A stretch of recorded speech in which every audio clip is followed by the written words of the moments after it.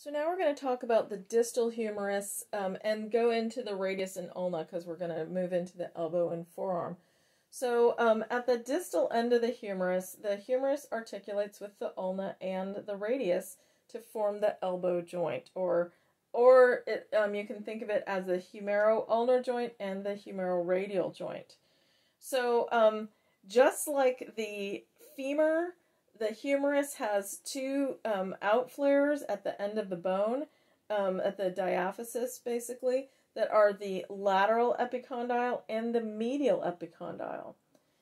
Additionally, the distal humerus has the lateral supracondylar ridge, which is an attachment for wrist and finger extensor muscles, and the medial supracondylar ridge, which is a little bit smaller, and its attachment for wrist and finger flexors. So the supracondylar ridge are also sometimes called supracondylar crests, just so you know that. Either one is correct. And additionally, on the anterior distal humerus, we have this little pit that's called the coronoid fossa, and we have a matching process on the ulna, the coronoid process. When the elbow bends, the coronoid process goes into the coronoid fossa. Just like on the posterior side, we have the olecranon process and fossa, and we'll look at them in a second. So the trochlea is this little spool-shaped structure on the anterior part of the humerus. You will probably not be surprised to know that trochlea is the Latin word for spool. It articulates with the trochlear notch of the ulna. The capitulum is this little ball-shaped structure on the lateral side of the distal humerus, and that articulates with the head of the radius. So that trochlea, capitulum, you should be able to tell them apart. Always a good idea to be able to tell things apart. I'm going to turn the skeleton around so we can look at the posterior side of the humero-ulnar joint. So the olecranon process is our elbow. When you're elbowing something, that's what you're using, your olecranon process. The olecranon fossa is the pit that the head of the olecranon process goes into when the elbow is fully extended. And that's the cause of our bony end feel. So process, fossa. Process is the point, and the fossa is the pit that it goes into. The radius and ulna, so there is a bump on the radius that the biceps attach to, and that's what allows it to be one of our major supinators. On the end of the ulna, we have that jaw-like structure, which is difficult to see on the skeleton because we can't disarticulate. You can see a little bit laterally, or medially here.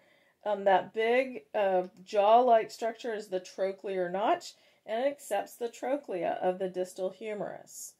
The head of the radius is this little round cap-like piece, and that's pretty easily palpated, actually, on most people.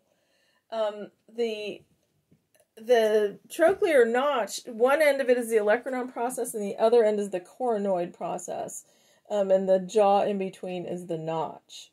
So there is a styloid process on the radius and on the ulna.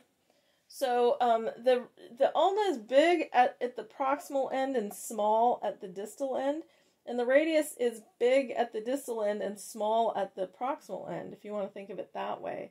And when you use that radiohumeral pivot joint, the bones cross. So when the hand or the forearm is fully pronated, the radius and ulna are crossed. When it's fully supinated, the radius and ulna are not crossed, and that is anatomical position. So there are notches on the radius and ulna both. The ulnar notch is on the radius, and the radial notch is on the ulna, just to make it interesting, and that's where the individual bones articulate. It's a little harder to see on our skeleton because we can't disarticulate those bones. The styloid processes are the little bumps on the end of your wrists that you can find pretty easily. Unless you have a ton of swelling, that's about the only time when you can't find those things. Sort of like the malleoli at your ankles. So the bicipital tuberosity, also known as the radial tuberosity, is a pretty large landmark that you can find on a bone. You can find it on this skeleton's bone. And that's what allows the biceps to supinate the forearm. So we will look at the wrist and hand in the next video, but the detail on the smaller skeleton is not as easy to see.